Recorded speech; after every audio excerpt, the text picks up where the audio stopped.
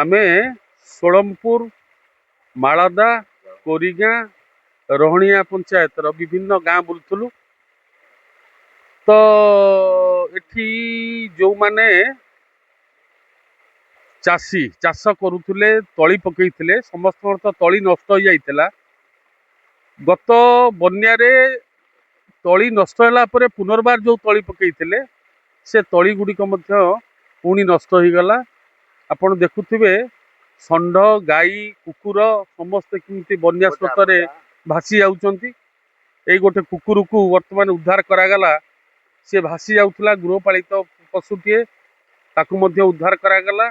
मुख्यतः ये जो 7टी पंचायत बन्या प्लावित होइछि बैतरणी नदी जलरे बन्यारे, तो मुख्यतः चाषी कूलंकर अकथनीय क्षति होइछि एवं ता सहित बहुत लोकंक घर मध्य भांगी जाइछि। चाला घर जो मानकर थिला भुसुड़ी पड़िछि।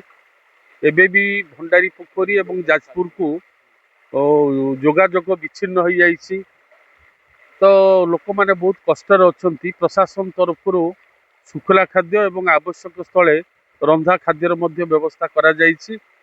आमे संपूर्ण सजग अच्छु, लोक मान को सतर्क करूछु एवं प्रति गाँ गाँ बुली लोक मान समस्या पचारि बुझुछु।